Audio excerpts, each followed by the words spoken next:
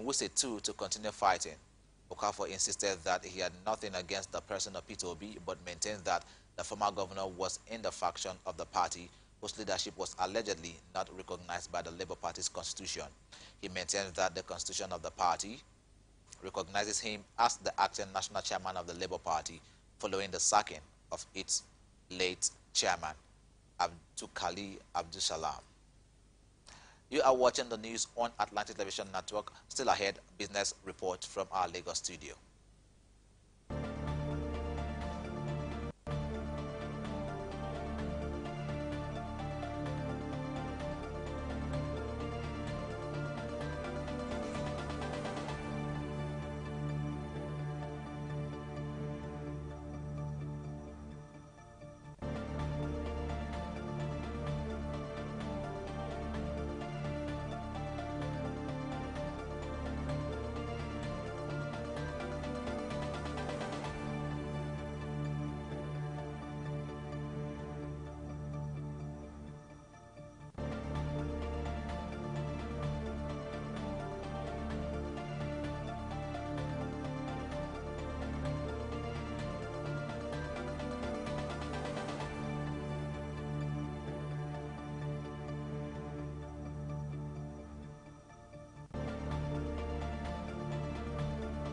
Alpha, we don't have them.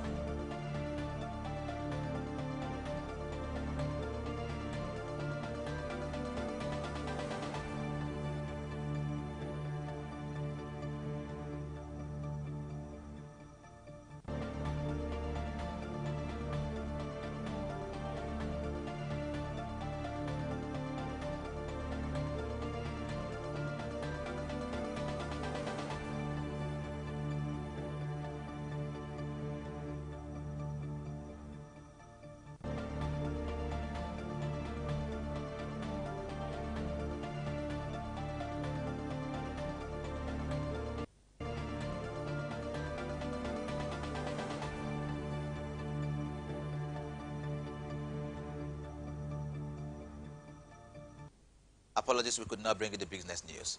Authorities of the Nigerian Correctional Service say over 800 inmates escaped the Kuje prison on Tuesday night following an attack by suspected Boko Haram terrorists. According to a statement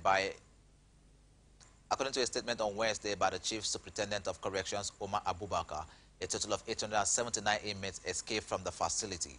Mr. Abubakar further stated that 443 of the escapees have been recaptured, while 551 inmates are currently in custody and 443 inmates are still at large. However, he said these figures do not seem to add up, especially in the light that the facility is said to have held only 994 inmates prior to the attack. Revealing more information regarding the incident, the corrections officer disclosed that 4 inmates died in the chaos, while 16 others sustained various degrees of injuries and are being treated at the moment. He, however, emphasized that efforts are ongoing to recapture all fleeing inmates. The Chief Superintendent of Corrections, while revealing that the attackers broke into the Median Security Custodial Center, Kuje, using explosive devices through the main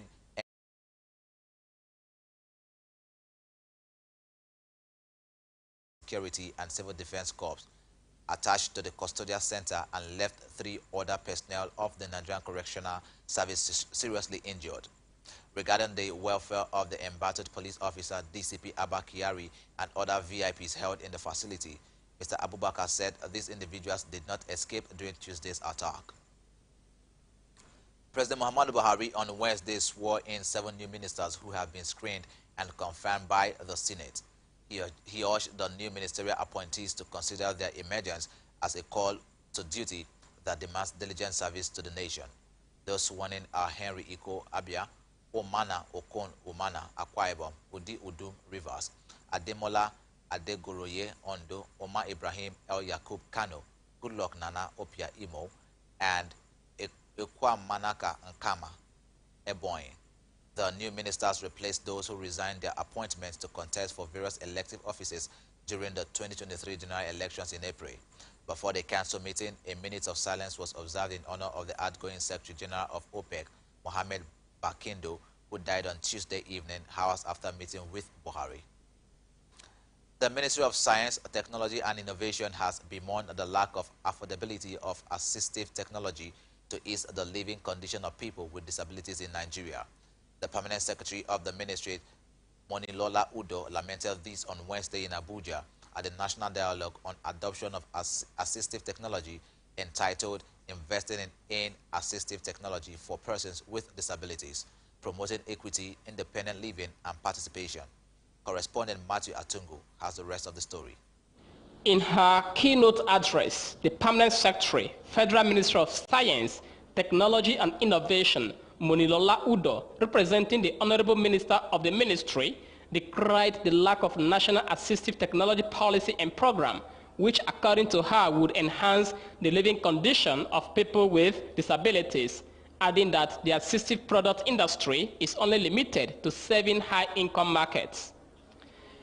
The need for a user-centered R&D in assistive technology is critical to solving the growing problems. In our effort, we must encourage indigenous assistive technology through investments and creating enabling environments. This will help bridge the gap and quickly solve the problems faced by about 29 million persons in Nigeria living with disability. According to her, corresponding investments in assistive technology will play a role for the country to attain universal health coverage, calling on key economic actors to redirect Nigeria's investment options in assistive technology in the country. Today, only 1 in 10 people in need have access to assistive technology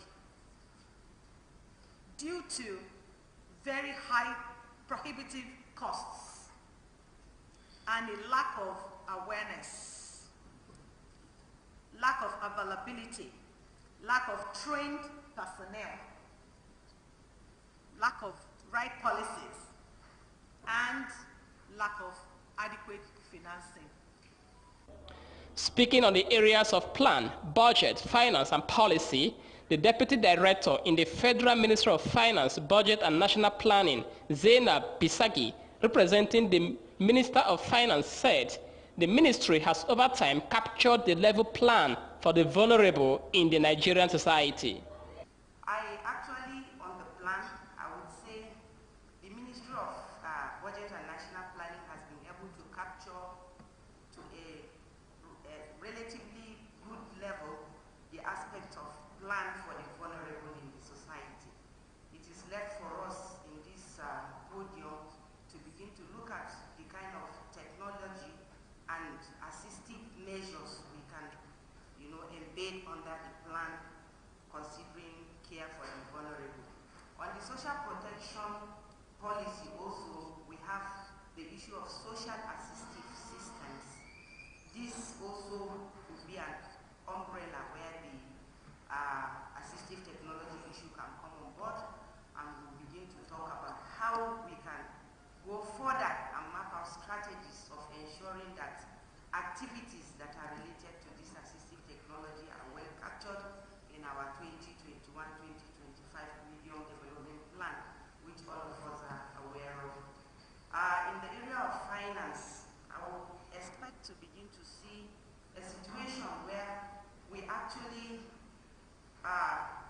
look out for funding for this. After the innovations have been carried about, we should be looking at where funds can come in to be able to encourage this technological development, to be able to have our vulnerable in society belong as every one of us is. In the area of budget, I should also be thinking of a situation where we try to create budget lines for assistive technology in our respective MDAs, particularly those who implement programs and projects that are tied to assistive technology. On her part, the Registrar, Medical Rehabilitation, Therapist Registration Board of Nigeria, Akanle Albert, highlighted the significance of national dialogue of people living with disabilities as it affects investing in assistive technology. Advantage of national dialogue on people living with disabilities as it affects investing in assistive technology is very, very important. Number one is that it's a medium of creating awareness to let every stakeholder know the role they stand to play to ensure that we have enough investment in actualizing the dream of having assistive technology available to persons living with disability in Nigeria. Because assistive technology is a means of empowering persons with disability, enabling them to be able to carry out their day-to-day activities, to make them live an independent life, and to make them of an economic value, both to themselves, their immediate family, to the community, and to the nation at large. In fact, they they contribute towards economic growth, even of the nation, by being enhanced with assistive technology. So it is a medium of also equipping every stakeholders on what actions that needs to be taken in ensuring that we have the vision of assistive technology for everyone before the year 2030 actualized. Meanwhile, the Acting Director, Social Integration, National Commission for Persons with Disabilities, Lawrence Idemudia, has this to say. The issue of person with disability, especially when it comes to assistive technology. We know that these assistive technology devices are what make life more beautiful for person with disability. Without it, so we continue to advocate that more hands should be on deck. That is why we have this type of dialogue today to see how we can buy into other stakeholders to support the effort. Budget for TT can never be because we have over 37 million I think we can do in Nigeria. Majority of them are in the rural areas and they need to reach. So when we advocate and make policy that will change the whole narrative, things will do. According to the World Health Organization, WHO, assistive technology is an umbrella term covering the systems and services related to the delivery of assistive products and services such as wheelchairs, hearing aids, memory aids, spectacles, communication aids, and so on. Matthew Atungu, ATN News, Abuja. The Minister of Defense, Bashir Magashi, on Wednesday reacted to the Kuje prison attack, saying all the 64 members of the Boko Haram terrorists fled the facility. Government has stormed the facility on Tuesday with explosions and gunshots heard from the direction of the correctional center located in Abuja, the nation's capital. Addressing reporters a day after the attack, Magashi said there are strong indications that terrorists invaded the facility to free their members being held in detention. He explained that the federal government is working hard to ensure that our fleeing inmates were being recaptured and kept back in the facility, noting that the situation is under control.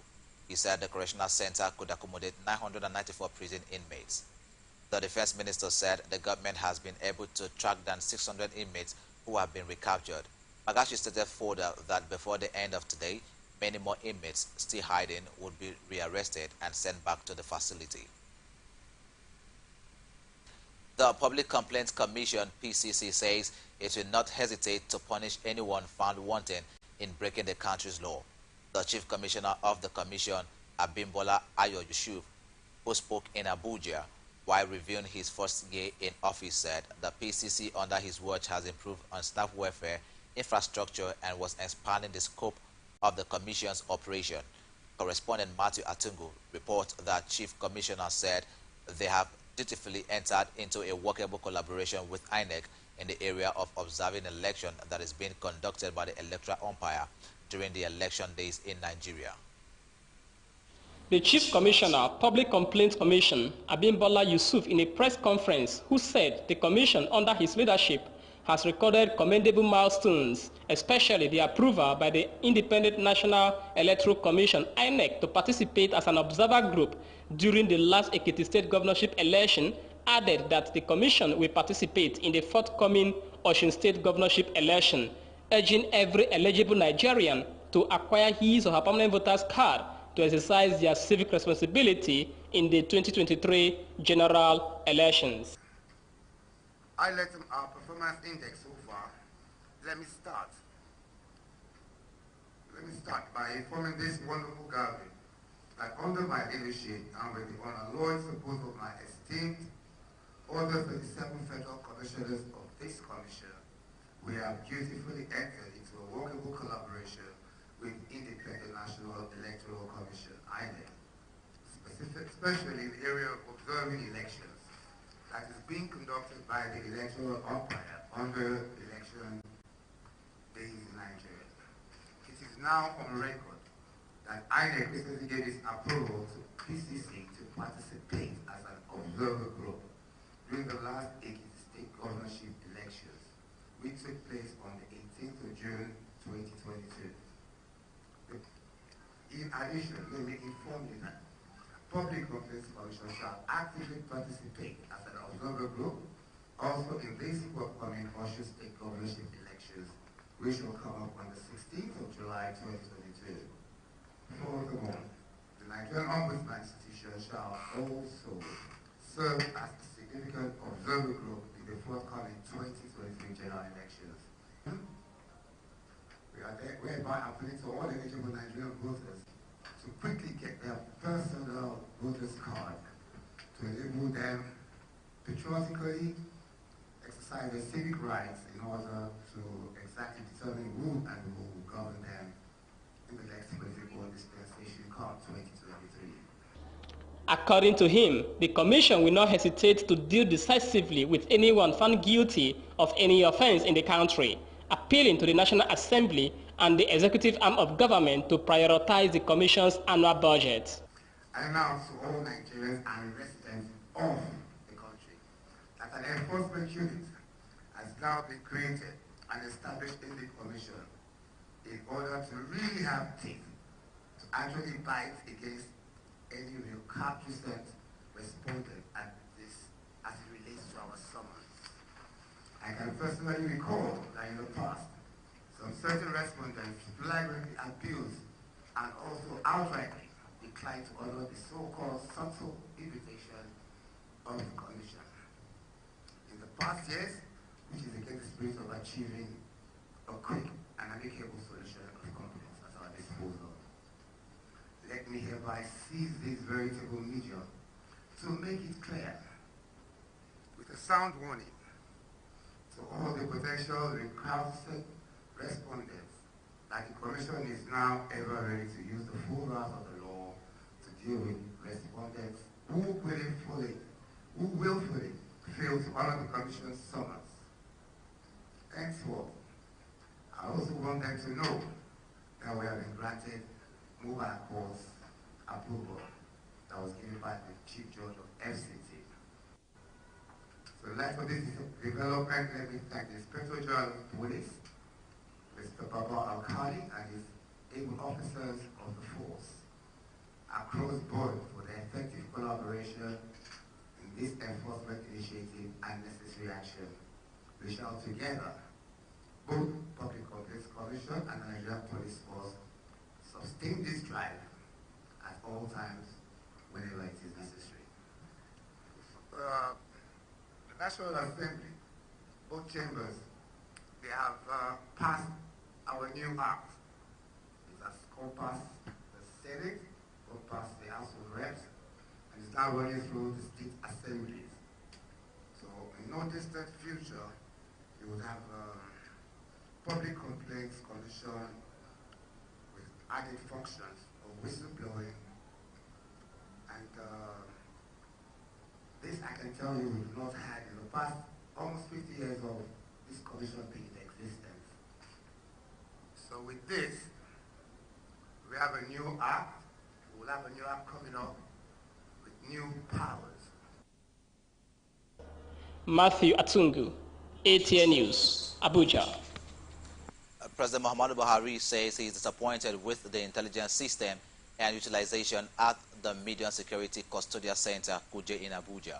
He said this on Wednesday while speaking to journalists during his visit to the correctional facility, which came under attack by terrorists last night.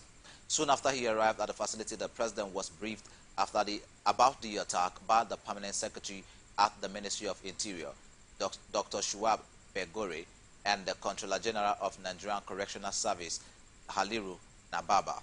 Both men showed President Buhari the bombed-out section and the records office, which was set on fire, adding that the invaders thereafter launched an attack on all cells in which Boko Haram terrorists were held.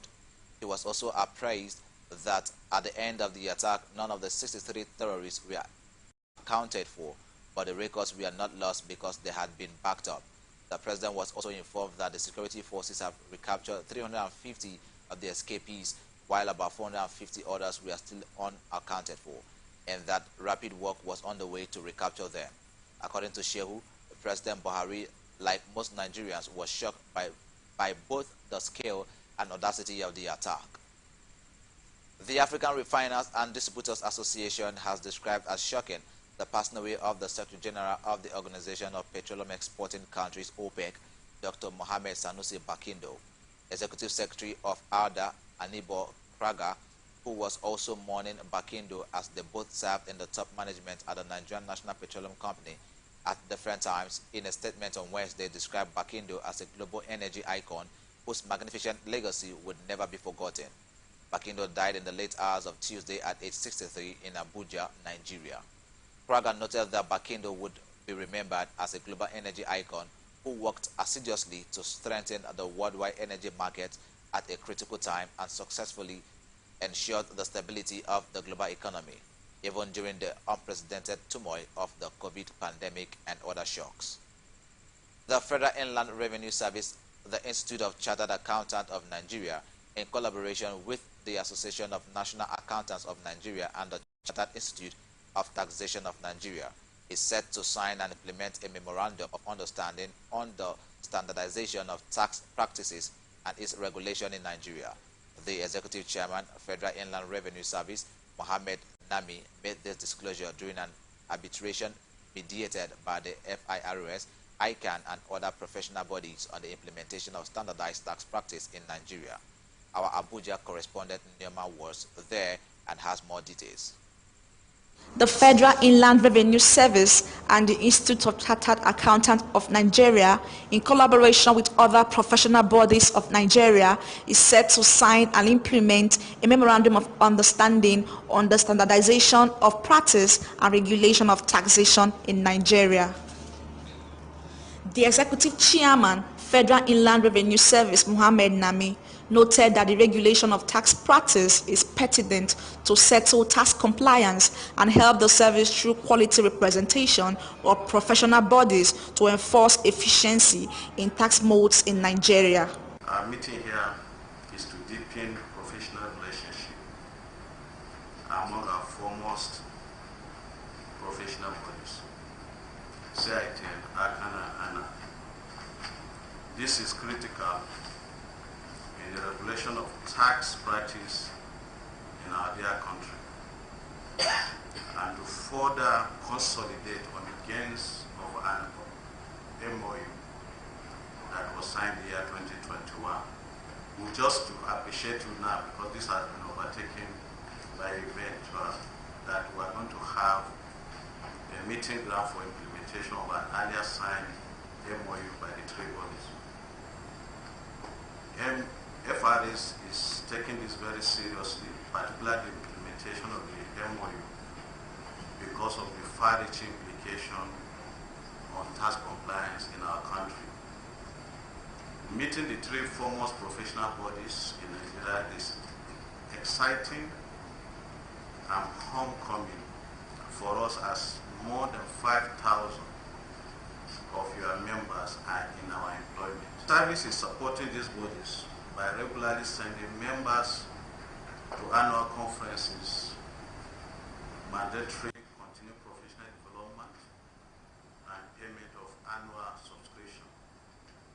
We at FRS expect a value-based leadership approach from the councils of these bodies, as it is the bedrock of professionalism locally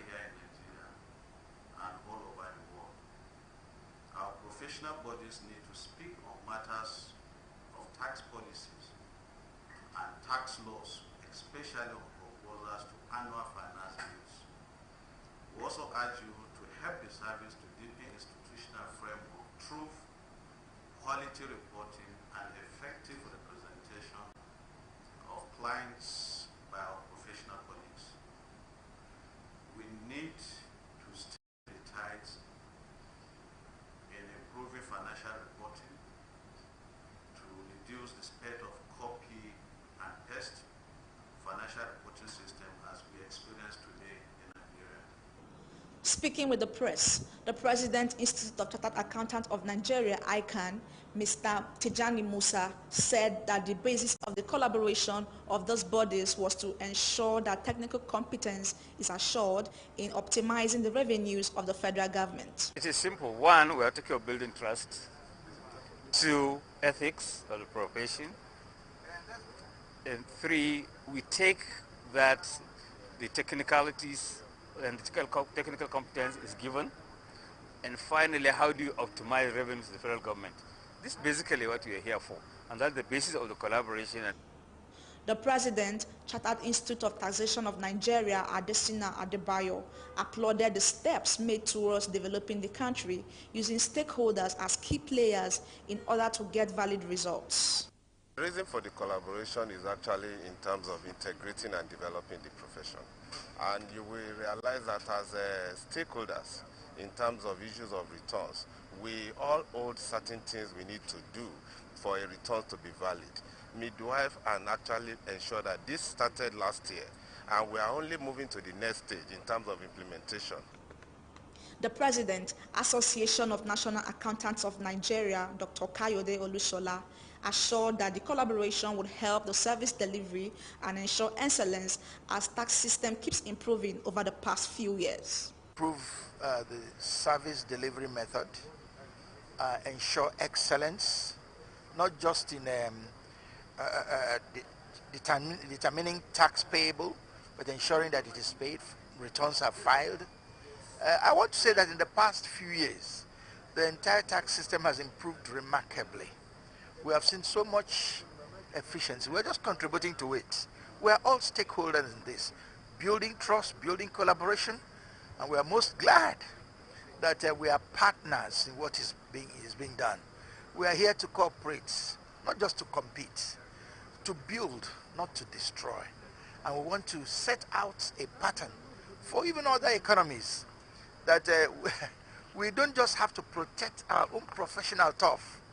We are also constructively building and developing the entire system. The highlights of the MOU and terms of settlement provide that the professional bodies will be able to engage and regulate tax practice in Nigeria for the good of all. Reporting for Atlantic Television Network, I am Norma Omeje. President Muhammadu Buhari on Wednesday visited the Kuje Correctional Facility where terrorists attacked on Tuesday. Recall that gunmen suspected to be Boko Haram fighters stormed the facility on Tuesday night, blew up parts of the facility using dynamite, and freed at least 600 inmates. However, the president on Wednesday visited the prison facility to assess the level of damage. He was surrounded by a host of security operatives, including the DSS, the military, and the police during the brief tour. The president inspected vehicles that were destroyed and was escorted around the facility for an assessment of damaged infrastructure. Buhari, who was reportedly on his way out of the FCT to a conference in Senegal, but detour for an impromptu visit to the correctional center. He has, however, not made any comments on the situation following his visit. The Chief of Naval Staff, Vice Admiral Awa Gambo, says a total of 11,040 vessels have imported petrol motor spirit PMS into Nigeria from 2015 to June 2020. The Chief of Naval Staff was represented at the investigative hearing by the House of Representatives Ad Hoc Committee on Volume of Fuel Consumption in the country. The Naval Chief, who was represented by Rear Admiral Olushola, explained to the committee the role of the Nigerian Navy in ensuring effective monitoring of the maritime domain to ensure safety and security of shipping petroleum products. Regarding the details of vessels that that imported PMS between 2015 and June 2022, sir. Over the last 7 years, from our records, saw that a total of 11,040 vessels have imported PMS into Nigeria over the last 7 years. In 2015, 698 vessels imported PMS into Nigeria. And in 2022, as we speak, sir, as at 30 June 2022, 842 vessels have imported PMS into Nigeria. So regarding the volume of PMS imported into Nigeria, from our records, in 2015, there's a total of 24,894,268.73 metric tons imported into Nigeria from all sources. And in 2018, we had about 59.5 million metric tons imported. And so last year, we had 21,233,722.7 metric tons imported. So as at this year, over the last six months, we've had about 11,486,271 metric tons imported, sir, and still counting. So regarding the details of crude oil listed under the DSDP program, the Nigerian Navy does not have any records of these, as we only have records of tanker nominations from NNPC in this regard. And we also forwarded this to you, sir, in our report. But just suffice to note that regarding crude oil, in 2017, a total volume of 140,743,773 metric tons was imported into Nigeria. And in 2020, from our records, sir, we had 471,481,705 metric tons imported into the country. And for this year, as at June 30, we have a total of 30,842,446 metric barrels of crude oil imported into Nigeria. And so regarding the number of vessels in this program, a total number of 2,536 vessels have brought in crude oil into Nigeria from 2015 to date. He further gave details of importation of PMS from 2015 till June 2020. The Nigerian Navy embarks on round-the-clock patrol as well as efficient monitoring of the maritime domain to ensure the safety and security of shipping and petroleum products, sir. Particularly, sir, regarding the PMS that we are discussing this afternoon, we received letters of nomination from the NNPC or PPMC that bears the name of the vessel, the owner of the products, the type of products, loading point, destination, the marketers, the type of operations. And then on receipt of these letters from PPMC, once we confirm they are genuine, we task the appropriate operation commands and bases to ensure that it is the vessel that his name is listed in the letter that comes to the loading points to load. We also escort these vessels from the loading point to the destination of discharge. They also deploy our boats and personnel to ensure security around the oil installations. So basically, sir, regarding the importation and distribution, we just monitor and ensure compliance. Hopes that worsening fuel queues experienced in Abuja and some other cities may soon wear out was deemed as the Minister of State for Petroleum Resources, Timi Siva, again attributed the challenges associated with fuel supply to the forces of deregulation and distribution chain system, largely controlled by independent oil marketers. He said the federal government, through the Nigerian National Petroleum Corporation (NNPC) Limited, has ensured adequate supplies of fuel products, but marketing outlets bent on shortchanging their populace by hiking the price are largely responsible for the crisis. Siva's clarifications came on Wednesday, shortly after the Federal Executive Council meeting presided by President Muhammadu Buhari before his departure to Senegal for the IDA summit. His explanation came just as the Federal Executive Council equally approved the award of contracts and procurement for the provision of a conference hostel facility in Yenagua, adjacent to the Nigerian Content Towers, for the sum of 22 billion naira. The project was awarded to Megastar Technical Construction Company with a construction time frame of 24 months. You are watching the global news on Atlantic Television Network. Up next, international tidbits. 22 Malian migrants died in a boat disaster off the Libyan coast, the UN said on Tuesday, citing survivors who reported victims drowning and dehydrating, with 3 children reportedly among the dead. After 9 days at sea, 61 survivors, mostly from Mali, were rescued by the Libyan Coast Guard and brought back to shore. The UN's International Organization for Migration said, with the toll confirmed by Mali's expatriates ministry, the migrants embarked from the Libyan city of Zuwara near the Tunisian border on a rubber boat at around 1 a.m. local time on June 22. He said IOM spokeswoman Safa Micheli. Shili said 22 migrants, all from Mali, died during the journey. Reported causes of death are drowning and dehydration, noting that among those that died are 3 children. Shelley said some of the migrants were in very bad health and so were taken to hospitals by the IOM. Fuel prices soared in Ethiopia on Wednesday after the government reduced subsidies, adding to economic hardship for people already struggling with high inflation. The price of petrol at the pump jumped almost 30% to 48.83 ber, about 94 US cents, while diesel went up almost 40% to 49.0 ber under the new price regime that will run to August 6th, the Trade Ministry said. The federal government plans to lift fuel subsidies progressively, according to the Addis Tribune business newspaper. Prices of fuel, food, and other basic goods have rocketed globally because of the Ukraine war, badly hitting vulnerable countries in Africa and elsewhere. The Trade Ministry said the cost of fuel for Ethiopia consumers should be almost double if it was calculated on current global prices. The country of more than 110 million people has seen inflation hovering at around 35% over the past 6 months, with food prices in particular registering a sharp rise. Boris Johnson on Wednesday refused to resign as British Prime Minister despite a slew of resignations from his scandal-hit government, piling on pressure as he faced a grilling from angry MPs. The 58-year-old leader grip on power appears to be sleeping following 10 short minutes on Tuesday night when Rishi Sunak resigned as finance minister and Sajid Javid quit as health secretary.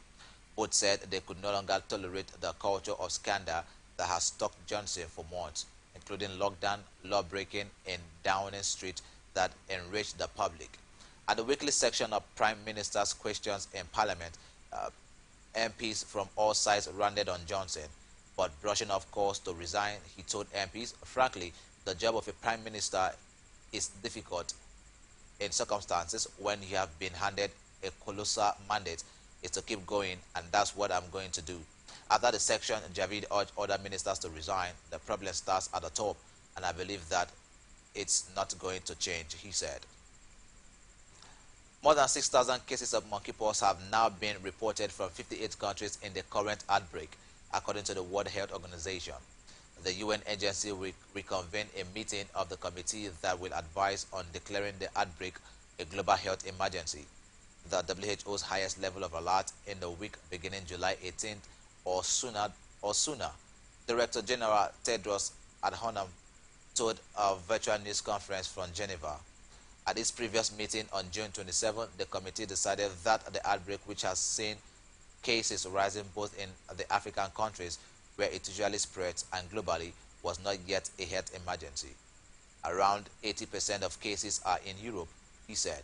Monkeypox, a usually mild viral infection that causes flu-like symptoms and skin lesions, has been spreading worldwide since early May. You are watching the global news on Atlantic Television Network. Up next, entertainment stories. The family of music artist Idris Abdul Karim has called on Nigerians for support and prayers as the singer is set to undergo kidney transplant in Lagos. According to a statement released on his Instagram page on Wednesday, the Nigerian Jaga Jaga crooner has been on dialysis following a recent kidney failure diagnosis, signed by his colleague and associate Mike Palm. The statement also revealed that a family member had offered to donate their kidney to the musician for the procedure, which will occur later in July 2022. The release also stated that Abdul Karim is full of life and in high spirits as he is bustling to go and will return to the music stage in due course. Bright Nicholas, a member of Patoranki's band, has passed away. The keyboardist died on Monday after his show outside Nigeria. Bright and the crew performed alongside Patoranki, renamed Patrick Okorie, at the Afro Nation Portugal 2022. The event took place at the Praia da Rocha Bridge, Portimao, Agave, from July 1st to 3rd. ATN was informed of Bright's death on Wednesday. He was in his 30s and married. The deceased played keyboard at Harvesters International Christian Center, Bagada, Lagos. A source said he joined Patoranki's band some years ago and has been traveling with him within and outside the country. The source shared screenshots of WhatsApp status of friends who posted Bright's photos with different solemn captions. Let's now join Empress Tekili for sports news. Good evening and welcome to the Sports Desk in ATN Global News. I am Empress Tekili. The league management company has announced that the fixtures left of the 2021-2022 season will be played at the same time on Sunday at all centers. According to the LMC, the decision is to allow for equity and fair play as the season reaches its climax. With this development, matchday 37 and 38 games will now be played on the same day. Stanley Eguma's Rivers United, who have already won the title, and former champions Plateau United, who are in second place, will campaign in the CAF Champions League next season. The race for the third position, which ensures the sports in the CAF Confederation Cup, is still open, and Remo Stars, Kwara United, Rangers Enyimba, and Sunshine Stars have their eyes set on the tickets. The Athletics Federation of Nigeria has picked over 20 athletes for the World Athletics Championships, which begins July 15th in Eugene, Oregon, USA. Long jumper Esa Brume will be aiming to become the first Nigerian athlete to win medals at 2 World Championships, and sprint hurdler Toby Amusan will seek to become the second Nigerian sprint hurdler to win a medal at the championships after Glory Alozie, who won the silver medal in Sevilla, Spain in 1999. Nigeria's fastest man Favor Ashi Udodi Onwuzurike and Raymond Ekevo will compete in the 100-meter event, while Ezekiel Nathaniel will be making his debut in Oregon. Other athletes selected for the tournament are shot putter Chukwebuka Enekwechi, sprinters Favor Ofili, Rosemary Chukuma, Joy Udo Gabriel, and Grace Nwokocha, among others. Super Falcons striker Asisat Oshoala is now out of the ongoing 2022 Women's African Cup of Nations in Morocco. The 27-year-old Oshoala was injured as the Super Falcons of Nigeria suffered a 1-2 loss to the Bayana of South Africa in their opening group game and is to return to Barcelona for treatment. The status of Oshoala for the rest of the tournament was confirmed today via a statement by the Nigerian Football Federation. The Super Falcons will face off Botswana in their next group game, which is set to take place tomorrow. Former champion Simona Halep has reached the Wimbledon semi-finals with another rapid win over American Amanda Anisimova. Romania's Halep, who was close to quitting the sport last year because of injury, is now one more win from another center court final. Halep beat Anisimova 6-2, 6-4 in just 1 hour and 3 minutes and will face Elena Rybakina in the semi-finals. Britain Joe Salisbury and Rajiv Ram have advanced to the Wimbledon men's doubles semi-finals after a 5-set win against Nicolas Mahut and Edward Roger Vasselin. The top six dominated the game 6-3, 6-7, 6-1, 3-6, 6-4. They will play Australian 14 seeds Matthew Ebden and Max Purcell next. And that wraps up the sports news. I am Empress Tikili, taking you to desk. Well, thank you, Empress, for that sports news. And that's all on the global news tonight. Before we go, another look at the major stories. APC in sinking ship, Golden Ben Choma says that. Governor Wike supported me, I didn't visit him for gang up, Peter Obi. Resign now or be impeached, Huruwa tells Buhari. I am disappointed with the intelligence system, Buhari says after inspecting Kuje prison. More than 6,000 monkeypox cases reported globally as World Health Organization calls for emergency meeting. Thanks for joining us. I am Victor RK, and you can follow us on all our social media handles: Twitter at Atlantic TV Net, Facebook and YouTube is at Atlantic Television Network, Instagram is at Atlantic TV Network. Do remember that peace and unity are the pathways to progress. Do have a lovely evening.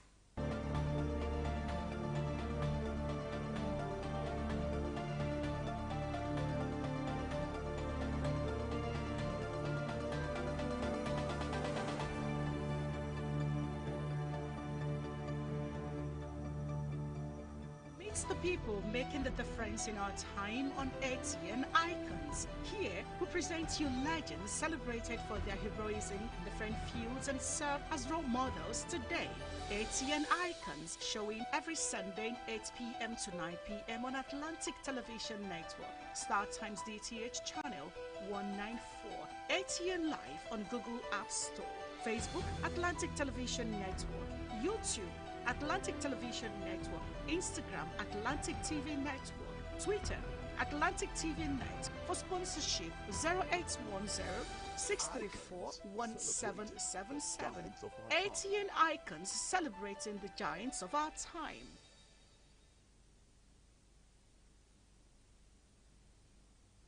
The people, the candidates, the party, the campaigns. What really makes an election year? Enough of the rhetorics. It's time for issue-based politics. 2023 elections. Who are the candidates? What do you know about them? Take a seat, relax, and join us for the 2023 elections on Atlantic Television Network, StarTimes, DTH, channel 194, or ATN Live on Google Play Store and all our social media platforms. Twitter is at Atlantic TV Net. Facebook and YouTube is at Atlantic Television Network. On Instagram is at Atlantic TV Network. Elections 2023 from Mondays to Fridays at 8 p.m. Election 2023. We the people have a stake.